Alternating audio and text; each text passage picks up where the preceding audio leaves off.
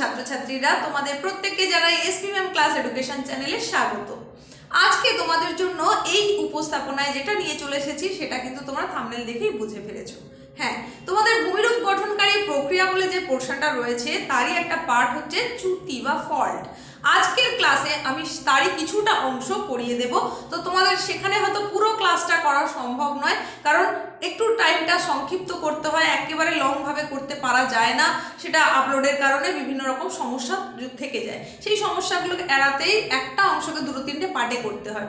তো আজকে তোমাদের এই চ্যুতি অংশের ফার্স্ট পার্ট অর্থাৎ পার্ট 1, এই পার্ট 1-এ আমরা জেনে নেব যে চ্যুতি আসলে কি, মানে তার সংজ্ঞা বা কাকে বলে। তারপরে জেনে নেব চ্যুতির বৈশিষ্ট্য কি, তারপর জানবো কিভাবে চ্যুতি শনাক্তকরণ করবে। তারই সঙ্গে দেখে নেব চ্যুতির উৎপত্তির কারণ। এইগুলোই থাকছে আজকের এই উপস্থাপনায়। সুতরাং পুরো ক্লাসটা মনোযোগ সহকারে তোমাকে দেখতে হবে যদি তুমি এই অংশটা সম্পূর্ণভাবে বুঝে নিতে চাও। তার কারণ এই যে সেকেন্ড সেমিস্টারের একেবারে নতুন সিলেবাসে নতুনভাবে তোমাদেরকে এগুলো পড়তে হচ্ছে। এখানে নম্বর বিভাজনটাও যেমন একটু অন্যরকম, তাই প্রশ্নগুলোও তোমাকে জেনে নিতে হবে ঠিক কোন কোন ধরনের প্রশ্ন এই অংশ থেকে আসতে পারে এবং তার সাপেক্ষে উত্তরটা তুমি ঠিক কি লিখবে। চলো সময় নষ্ট একেবারেই না করে আমরা সরাসরি ক্লাসটা শুরু করে দিই। তোমরাও দেখে নাও, বুঝে নাও সম্পূর্ণ ক্লাসটা। তাহলে প্রথমেই আমরা যেটা জেনে নেব বললাম সেটা হচ্ছে চ্যুতি জিনিসটা আসলে কি। এই যে চ্যুতির কথা আমরা বলছি, এর ইংলিশ যে টার্মটা সেটা হচ্ছে ফল্ট। তো এই দেখো, প্রথমেই যেটা তোমাদের জানতে হবে, যখন ভূপৃষ্ঠ আলোড়িত হয় বা আন্দোলিত হয় তখন কি হবে, তখন শিলাস্তরের মধ্যে একটা অসমান সংনমন বলের কারণে পীড়ন সৃষ্টি হয়। সেই পীড়নের ফলে কি হবে, শিলাস্তর অনেক সময় ফেটে যায়। এইবার দেখো, সব সময় যে শুধুমাত্র ভূ আন্দোলন বা ভূ আলোড়নের কারণেই ফেটে যাবে এমন কিন্তু নয়। ধরো সেখানে চাপ প্রয়োগ করা হলো, ভূপৃষ্ঠের মধ্যে কোনো কারণে ভীষণভাবে চাপ প্রযুক্ত হলো, সেক্ষেত্রেও কিন্তু শিলা ফেটে যেতে পারে। তাহলে এই যে বিভিন্ন কারণে শিলাস্তরটা ফেটে গেল, পরবর্তীকালে কি হবে, আবার ভূ আলোড়ন সৃষ্টি হবে। তখন ওই যে অংশে ফাটল সৃষ্টি হয়েছে সেখান থেকে শিলাস্তরটা বিচ্ছিন্ন হয়ে যাবে। এই যে প্রক্রিয়া, এটাকেই বলা হচ্ছে চ্যুতি বা স্রংস বা ফল্ট। তাহলে সংজ্ঞা হিসাবে তোমরা যেটা বলবে, অনেক সময় ভূ আলোড়নের ফলে ভঙ্গুর শিলায় অসমান সংকোচন ও পীড়নের ফলে ফাটল ও দারণের সৃষ্টি হয়ে এক অংশ থেকে অপর অংশ বিচ্যুত হয়ে যায়, অর্থাৎ স্খলিত বা স্থানচ্যুত হয়। একেই বলা হয় চ্যুতি বা স্রংস বা ফল্ট। এইবার এর উদাহরণ হিসাবে তুমি কি বলতে পারো, এর উদাহরণে বলতে পারো আমেরিকা যুক্তরাষ্ট্রের সান আন্দ্রিজ হচ্ছে পৃথিবীর দীর্ঘতম চ্যুতি। আমেরিকা যুক্তরাষ্ট্রের ক্যালিফোর্নিয়ার এই যে চ্যুতিটার কথা বলছি, যার নাম কিনা সান আন্দ্রেয়াস বা সান আন্দ্রিজ চ্যুতি, যেটা পৃথিবীর দীর্ঘতম চ্যুতি, তার দৈর্ঘ্যটা কত, তার দৈর্ঘ্য হচ্ছে প্রায় 1200 কিলোমিটার। তাহলে তোমরা জেনে নিলে চ্যুতি কাকে বলে আর চ্যুতির উদাহরণ। এরপরে আমরা দেখব চ্যুতির বৈশিষ্ট্য তাহলে কি। চ্যুতির বৈশিষ্ট্যগুলো তোমাদেরকে বোঝানোর জন্য দেখো, আমি এখানে একটা খুব সহজ ছবির মাধ্যমে তোমাদেরকে বোঝানোর চেষ্টা করছি আসলে চ্যুতিটা ঠিক কিরকম। দেখো এখানে এই যে শিলাস্তরগুলো দেখিয়েছি, এই শিলাস্তরগুলো কোনো কারণে এই যে ফাটল সৃষ্টি হয়েছে, এই শিলাস্তরের মধ্যে ফাটল সৃষ্টি হয়েছে। এই ফাটল বরাবর পরবর্তীকালে, মানে ফাটলটা কি কারণে হতে পারে, ভূ আলোড়নের কারণে হতে পারে, প্রচণ্ড চাপের কারণে হতে পারে। এইবার ফাটল সৃষ্টি হওয়ার আরও পরের দিকে পরবর্তীকালে তখন কি হচ্ছে দেখো, হয় সেই অংশটা ফাটল বরাবর শিলাস্তরগুলো নিচের দিকে এইভাবে বসে যেতে পারে। এখানটা দেখলেই বুঝতে পারবে যেটা আমার এই জায়গায় ছিল সেটা কিন্তু বসে গেছে এখানে। আবার কি হতে পারে না, পার্শ্ববর্তী অংশগুলো বসে গিয়ে পূর্বেরটা আগের মতোই অবস্থান করতে পারে। এই যে ছবিটা দেখছো, তাহলে এই ছবি থেকেই মোটামুটি চ্যুতির ধারণা পাওয়া সম্ভব। তাহলে কি হলো, শিলাস্তরের মধ্যে ফাটল বা দারণ সৃষ্টি হলো এবং সেটা পরবর্তীকালে সেখান থেকে বিচ্যুত হয়ে গেল, মানে দেখো আলাদা হয়ে গেল। এই জায়গায় অবস্থান করছিল কিন্তু সেটা বিচ্যুত হলো এবং তার স্থানান্তর হলো, এই যে স্থানান্তর হয়ে গেছে, দেখো ফাটল বরাবর স্থানান্তর হয়েছে, এটাই হচ্ছে চ্যুতি। এইবার বৈশিষ্ট্য হিসাবে কতগুলো পয়েন্টের কথা আমি তোমাদের এখানে দেখিয়ে দিচ্ছি এবং প্রতিটা পয়েন্ট বিস্তৃতভাবে একটু আলোচনাও করে দিচ্ছি। সেটা যদি মনোযোগ সহকারে দেখে নাও তাহলেই বুঝে যাবে যে চ্যুতির বৈশিষ্ট্যগুলো আসলে কি, বা পরীক্ষায় যদি এখান থেকে প্রশ্ন আসে তাহলে তুমি খুব সহজেই লিখে নিতে পারবে। প্রথম বৈশিষ্ট্য হিসাবে যেটা আমরা দেখিয়েছি দেখো, পীড়নের জন্য, পীড়ন বা টান। তাহলে এটা কি কারণে হতে পারে বললাম, আগেই বলেছি আমরা যদি কাকে বলে পড়তে গিয়েও সেখানে দেখেছি যে ভূ আলোড়নের কারণে হতে পারে বা প্রবল চাপের কারণে হতে পারে। হঠাৎ করে কোনো চাপ প্রযুক্ত হলে সেক্ষেত্রেও কিন্তু শিলাস্তরের মধ্যে যে পীড়ন বা টান সৃষ্টি হয় তার জন্য চ্যুতি সৃষ্টি হতে পারে। তাহলে এটা একটা পয়েন্ট হলো। দ্বিতীয় পয়েন্টে আমরা লিখেছি দেখো আকৃতি পীড়ন মাত্রা। তাহলে এটা কি না, চ্যুতির আকৃতি ঠিক কেমন হবে সেটা কিসের উপর নির্ভর করবে? শিলাস্তরে পীড়নের মাত্রার উপর। পীড়ন মাত্রাটা ঠিক কতটা কম কতটা বেশি তার উপরে নির্ভর করবে চ্যুতির আকৃতি। পরবর্তী বৈশিষ্ট্য আমরা বলেছি দেখো নানান মাপ। তাহলে চ্যুতি নানান মাপের হতে পারে, ছোটও হতে পারে, বড়ও হতে পারে, নানান মাপের বা নানান আকৃতির হতে পারে। পরবর্তী বৈশিষ্ট্যে বলা হচ্ছে সরে যাওয়া বা স্থানান্তর। সেটা কি বলছি তোমাদের বোঝার সুবিধের জন্য এগুলো করেছি, এইগুলোই কিন্তু পয়েন্ট করে তোমরা ডিসকাস করবে এরকম নয়, এটা তোমাদের মনে রাখার সুবিধার্থে জাস্ট একটা জিস্ট করে দিয়েছি ছোট্ট করে। দেখো এখানে আমি লিখেছি কি সিএম টু এমটি, মানে সেন্টিমিটার থেকে মিটার পর্যন্ত সরে যেতে পারে। তাহলে এখানে সরে যাওয়ার ক্ষেত্রে এই যে এখানে আমরা কি দেখলাম দেখো, শিলাস্তরটা ছিল এই জায়গায়, এখানে দেখলাম আমরা বসে গেছে, সরে গেছে। আবার এখানে দেখলাম এই জায়গায় ছিল, এখান থেকে শিলাস্তরটা সরে গেছে। এই যে সরে যাওয়াটা, এই যে স্থানান্তরটা, সেটা কি হতে পারে? এই সরে যাওয়াটা হতে পারে সেন্টিমিটার থেকে কয়েক হাজার মিটার পর্যন্ত হতে পারে। এই যে আমি এখানে তোমাদের বোঝার সুবিধের জন্যই সেটা লিখেছি, সেন্টিমিটার থেকে কয়েক হাজার মিটার পর্যন্ত স্থানান্তর ঘটতে পারে। পরবর্তী চ্যুতির যে বৈশিষ্ট্য সেটা হচ্ছে আপেক্ষিক সরণ। আপেক্ষিক সরণটা দেখো এখানে আবার দেখিয়েছি অনুভূমিক, উল্লম্ব আর তির্যক। আপেক্ষিক সরণ, চ্যুতির যে সরণ সংঘটিত হয় সেটা তিন রকম হতে পারে। সেটা হতে পারে অনুভূমিক সরণ, হতে পারে উল্লম্ব সরণ, আবার হতে পারে তির্যক সরণ। তাহলে কি হলো এই ব্যাপারটা না, চ্যুতির কারণে শিলাস্তরের আপেক্ষিক সরণ ঘটে এবং সেটা কখনো অনুভূমিক সরণ, কখনো উল্লম্ব সরণ, আবার কখনো তির্যক সরণ সংঘটিত হয়। এর যে পরবর্তী বৈশিষ্ট্য সেখানে আমি তোমাদের দেখিয়েছি দেখো দুটি পার্শ্ব, মানে চ্যুতির দুটো দিক। সেখানে কি হচ্ছে ঊর্ধ্বক্ষেপ পার্শ্ব আর অধক্ষেপ পার্শ্ব। তাহলে এই বৈশিষ্ট্যটা তোমরা কিভাবে লিখবে যে চ্যুতির দুটি পার্শ্ব থাকে, একটি হলো ঊর্ধ্বক্ষেপ পার্শ্ব আর একটা অধক্ষেপ পার্শ্ব। এই যে বৈশিষ্ট্যগুলো বললাম এর বাইরেও আরো বেশ কিছু বৈশিষ্ট্য রয়েছে, এবার সেগুলো দেখে নাও। দেখো এখানে দেখিয়েছি আয়াম, নতি, সমকোণ। তাহলে চ্যুতির আয়াম এবং নতি সর্বদা সমকোণে অবস্থান করে। সমকোণ মানে তোমরা জানো 90 ডিগ্রিকে এক সমকোণ ধরা হয়ে থাকে। তাহলে আয়াম আর নতি এটা সর্বদাই এক সমকোণে অবস্থান করে, অর্থাৎ 90 ডিগ্রিতে অবস্থান করে। পরবর্তী বৈশিষ্ট্যটা ডিসকাস করার আগে বলি, তোমরা যারা প্রথম এসেছো এসপি ম্যাম ক্লাস এডুকেশন চ্যানেলে আর এখনো পর্যন্ত চ্যানেলটাকে সাবস্ক্রাইব করোনি, তাদেরকে বলবো চ্যানেলটাকে অবশ্যই সাবস্ক্রাইব করো এবং পাশে থাকা নোটিফিকেশন বেল আইকনটাকে অবশ্যই অল করে দাও এই ধরনের গুরুত্বপূর্ণ ক্লাসগুলো পাওয়ার জন্য। দেখে নাও পরবর্তী বৈশিষ্ট্য। পরের বৈশিষ্ট্যে আমরা বলেছি আলোড়ন, আর কি লিখেছি উভয়। তাহলে এখানে আমরা জানি দু ধরনের আলোড়নের কথা, একটা হচ্ছে মহীভাবক আলোড়ন আর একটা গিরিজনী আলোড়ন। তাহলে উভয় মানে এখানে এই দুই আলোড়নের কথা বলা হয়েছে, মানে মহীভাবক আলোড়ন এবং গিরিজনী আলোড়ন, উভয় আলোড়নের কারণেই চ্যুতি সৃষ্টি হতে পারে। পরবর্তী বৈশিষ্ট্যে দেখো তোমাদেরকে কি দেখিয়েছি, সেখানে বলেছি শিলার প্রকৃতি কি না সব। এই কথাটার অর্থ কি? কোন ধরনের শিলায় চ্যুতি সাধারণত সংঘটিত হয় সেই হিসেবে এই পয়েন্টটার কথা বলেছি। সেক্ষেত্রে সব মানে তাহলে আগ্নেয় শিলা, পাললিক শিলা, রূপান্তরিত শিলা, সমস্ত ধরনের শিলাতেই চ্যুতি সংঘটিত হতে পারে। আর এর পরের পয়েন্ট অর্থাৎ একেবারে বৈশিষ্ট্য হিসাবে লাস্ট যে পয়েন্টটা, সেক্ষেত্রে আমরা বলছি ভূমিরূপ। চ্যুতির ফলে মূলত কোন কোন ভূমিরূপ সৃষ্টি হয়। দেখো এখানে তোমাদের বোঝার সুবিধার জন্য যে ছবিটা দেখিয়েছি, এই ছবিতে দেখো একটা অংশ কি হয়েছে বসে গেছে, আবার এখানে দেখিয়েছি একটা অংশ উঠে অবস্থান করছে, তার পাশের দুটো অংশ বসে গেছে। এই যে যেটা এই জায়গায় তো শিলাস্তরটা ছিল, এটা এখানে বসেছে, তাহলে এই অংশটা হচ্ছে গ্রস্থ উপত্যকা। আর এখানে দেখো এটা কি হচ্ছে উঁচু হয়ে অবস্থান করছে, পাশে বসে গেছে। তাহলে যেটা উঠে অবস্থান করছে সেটা পর্বতের আকারে অবস্থান করছে, তাই এটাকে বলা হয়ে থাকে স্তূপ পর্বত। তাহলে এগুলো কিসের জন্য সৃষ্টি হলো? চ্যুতির কারণে। সুতরাং চ্যুতির দ্বারা সৃষ্ট যে ভূমিরূপ সেই হিসেবে তোমরা বলতে পারো স্তূপ পর্বত, গ্রস্থ উপত্যকা, পরিখা, এইগুলো হচ্ছে চ্যুতির ফলে সৃষ্ট ভূমিরূপ। ব্যাস, এখানে দেখো আমি অনেকগুলো পয়েন্টের কথা বলেছি, প্রায় 10টা পয়েন্টের কথা তোমাদের বলেছি। চ্যুতির বৈশিষ্ট্য মূলত 3 মার্কের প্রশ্ন হিসেবেই এসে থাকে।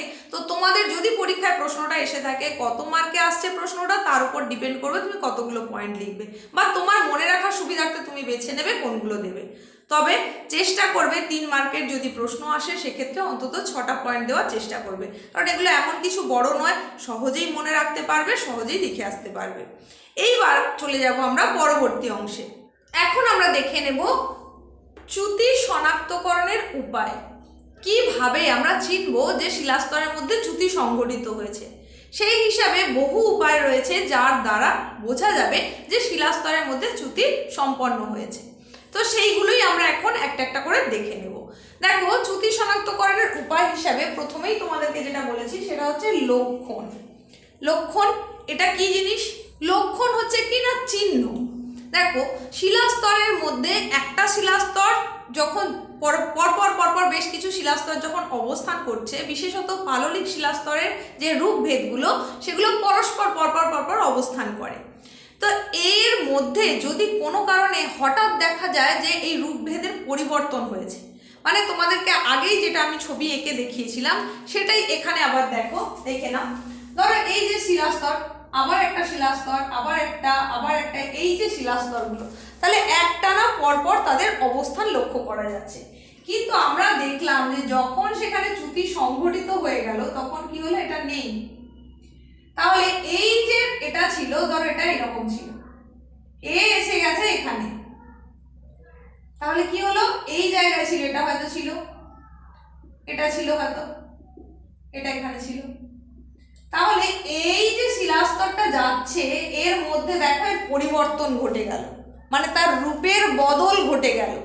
এই লক্ষণটা যখন শিলাস্তরের মধ্যে দেখা যায় যে একটা রূপ ভেদের মধ্যে অন্য রূপ এসে পড়েছে, তখন ধরে নেওয়া হয় যে নিশ্চয়ই শিলাস্তরের মধ্যে চ্যুতি সংঘটিত হয়েছে, তার কারণেই তার এই রূপভেদের পরিবর্তন ঘটেছে। শিলাস্তরের যে চ্যুতি সংঘটিত হয়েছে তার চেনার জন্য উপায় হিসেবে আমরা দ্বিতীয় যেটা বলেছি সেটা হচ্ছে বিচ্ছেদ। এটা কিরকম একটু জেনে নাও। দেখো, এখানে এই ছবিটাতে দেখো শিলাস্তরের মধ্যে যে একটা ধারাবাহিকতা, এই যে শিলাটা এইভাবে যাচ্ছিল শিলাস্তরটা, এই যে ধারাবাহিক ব্যাপারটা, তার মধ্যে একটা হঠাৎ করে বিচ্ছেদ ঘটছে। হয় উপরের দিকে উঠে অবস্থান করছে দারণ বা ফাটল যুক্ত হয়ে, আবার কখনো কখনো ফাটল বরাবর সেটা নিচের দিকে বসে যাচ্ছে। সুতরাং চ্যুতির ফলেই কিন্তু শিলাস্তরের ধারাবাহিকতার মধ্যে বিচ্ছেদ সংঘটিত হয়। সেই বিচ্ছেদ যুক্ত হলে সেখান থেকেও কিন্তু বোঝা যায় যে শিলাস্তরের মধ্যে চ্যুতি সংঘটিত হয়েছে। এইভাবেও সেটা শনাক্তকরণ করা যায়। পরবর্তী পয়েন্টে আমরা যেটা বলেছি সেটা দেখো অবস্থান। অনেক সময় দেখা যায় কি নবীন শিলাস্তরের ওপরে প্রাচীন শিলাস্তর উঠে অবস্থান করছে, কিন্তু এটা তো হওয়ার কথা নয়। প্রাচীন মানে যেটা আগে ছিল, নবীন মানে যেটা নতুন করে তৈরি হলো। তাহলে নতুন শিলাস্তর সেটা সবসময় প্রাচীন শিলাস্তরের ওপরেই অবস্থান করবে, তবেই তো নতুনভাবে সংগঠিত হওয়া শিলাস্তর বলতে পারবো। কিন্তু যখন আমরা দেখব নতুনের ওপর প্রাচীনটা চলে এসেছে, নতুনের ওপরে পুরনোটা চলে এসেছে, সেক্ষেত্রে কি হচ্ছে, নিশ্চয়ই তার রূপের বদল ঘটলো, যেটা আমরা আগে দেখলাম, বা বিচ্ছেদ হয়েছে। তার কারণেই কিনা নতুন শিলাস্তরের ওপরে প্রাচীন শিলাস্তর আসা সম্ভব। তার থেকেও বোঝা যায় যে শিলাস্তরের মধ্যে চ্যুতি সংঘটিত হয়েছে। এটাও হচ্ছে শনাক্তকরণের একটা উপায়। পরবর্তী শনাক্তকরণের উপায় হিসেবে আমরা যেটা বলতে পারি সেটা হচ্ছে শিলাচূর্ণ। এটা কি? দেখো, চ্যুতির যে তল, চ্যুতিতল বরাবর বেশ কিছু জিনিসের উপস্থিতিও কিন্তু জানিয়ে দেয় যে শিলাস্তরের মধ্যে চ্যুতি সংঘটিত হয়েছে। সেটা হিসেবে বলা যেতে পারে ব্রেকশিয়ার কথা, সেটা হিসেবে বলা যেতে পারে মাইলোনাইটের কথা, সেটা হিসেবে বলা যেতে পারে গাউজের উপস্থিতির কথা। তো এই সমস্ত জিনিসগুলোর উপস্থিতি যদি চ্যুতিতল বরাবর দেখা যায় তাহলেই কিন্তু ধরে নেওয়া হবে যে সেখানে চ্যুতি সংঘটিত হয়েছে, তার মাধ্যমেও চ্যুতি শনাক্তকরণ করা সম্ভব। শেষ পয়েন্টে আমরা যেটা বলেছি সেটা দেখো স্লিকেন সাইট। এটা কি জিনিস একটু বুঝে নাও। দেখো, কোনো একটা পাহাড়, তার খাড়া যে ঢাল, ধরো এই যে এই অংশ দেখতে পাই, ধরো এই অংশটা ছিল, যদি এই অংশটা এইভাবে অবস্থান করে তাহলে কি হবে,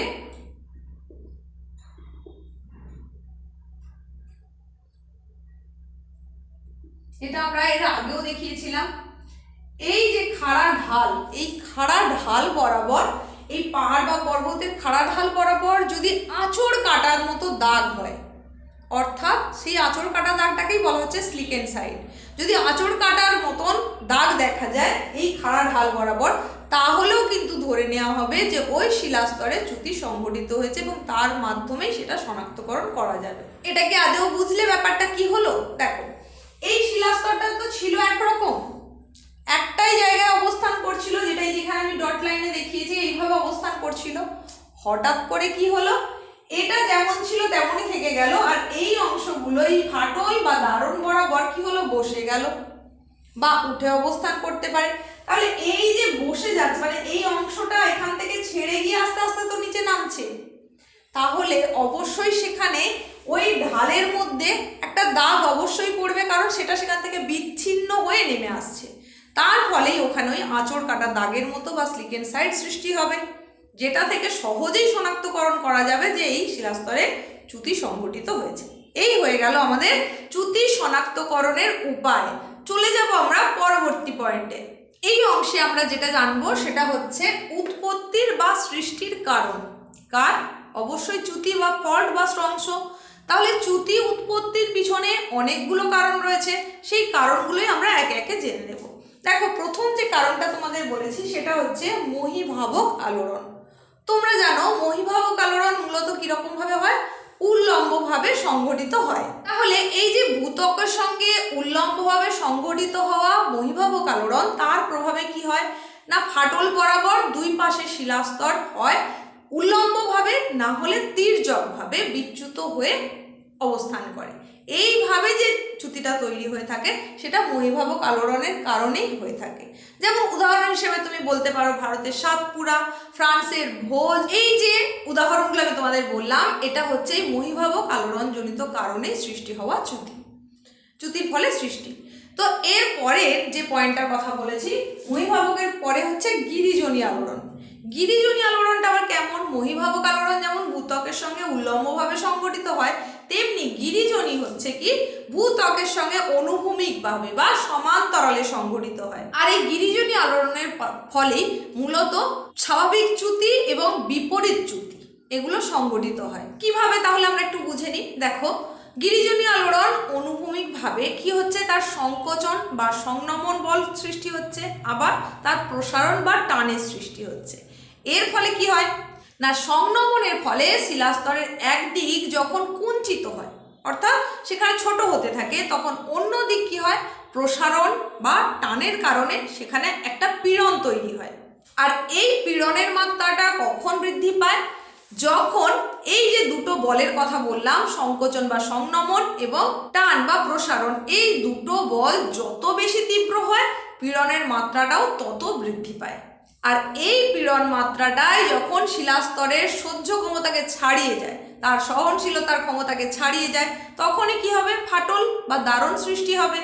আর ঠিক সেই ফাটল বরাবরই শিলাস্তরের একটা অংশ অন্য অংশ থেকে কি হবে, বিচ্যুত হয়ে যাবে বা স্থানচ্যুত হয়ে অবস্থান করবে, যেখানে কিনা তাহলে তৈরি হয়ে গেল চ্যুতি। এইবার সংনমন বা সংকোচন বলের প্রভাবে হবে বিপরীত চ্যুতি, আর প্রসারণ বা টানের ফলে হবে স্বাভাবিক চ্যুতি। এই গিরিজনী আলোড়নজনিত কারণে পশ্চিম হিমালয়ের বিভিন্ন অংশে এইভাবে চ্যুতির সৃষ্টি হয়েছে। আর পরবর্তী পয়েন্টে আমরা যেটা করেছি সেটা হচ্ছে পাত সঞ্চালন।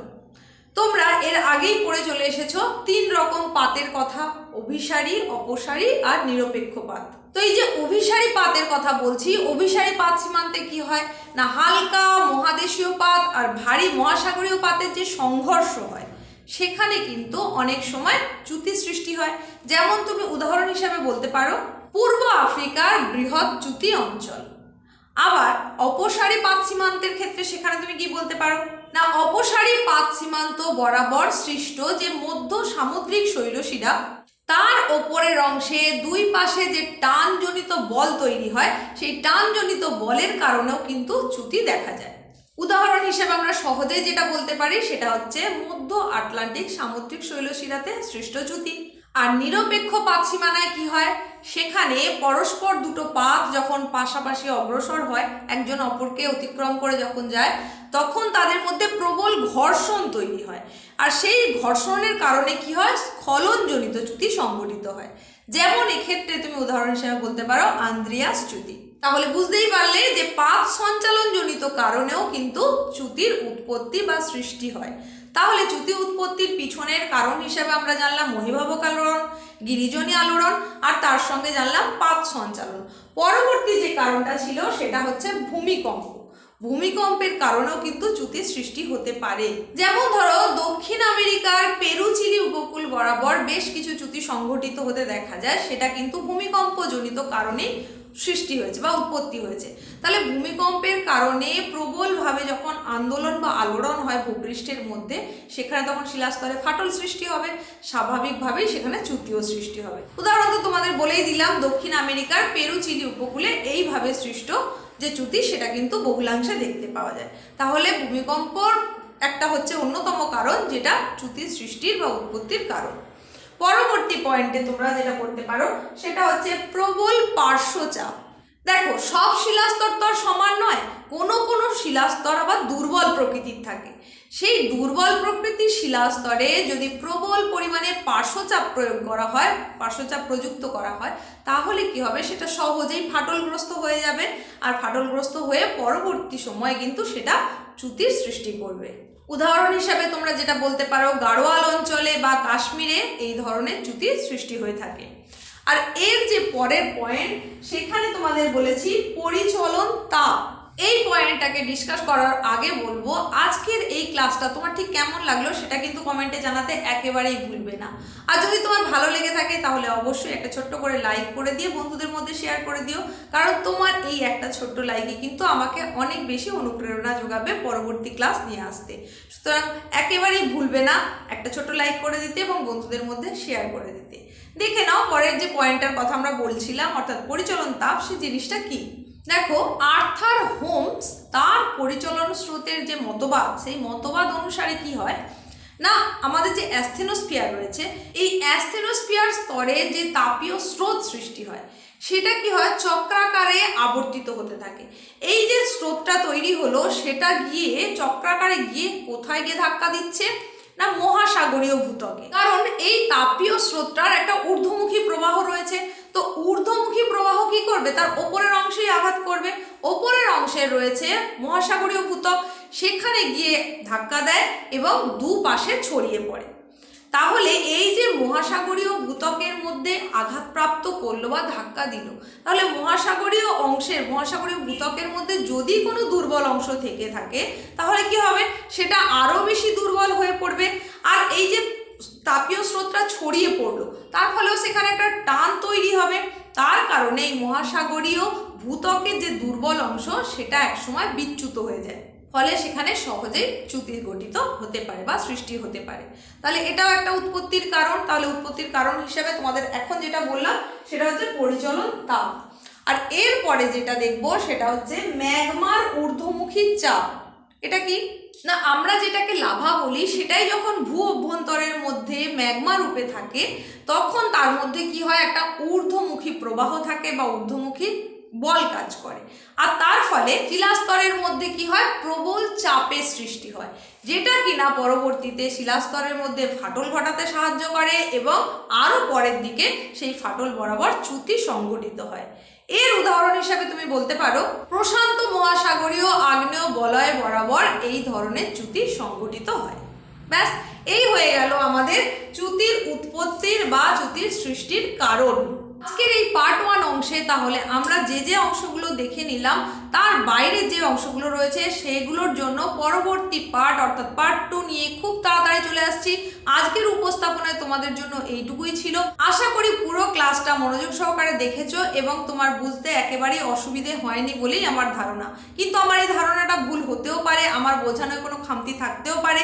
যদি থেকে থাকে তাহলে সেটাও কিন্তু তুমি কমেন্টে অবশ্যই জানাবে।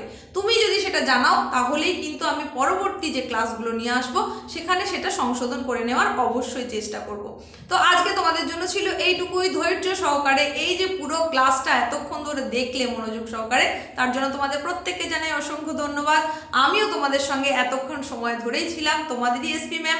পরবর্তীতে নতুন কিছুর সঙ্গে বা এরই পরবর্তী পার্ট নিয়ে আবার চলে আসছি খুব তাড়াতাড়ি। প্রত্যেকে ভালো থেকো।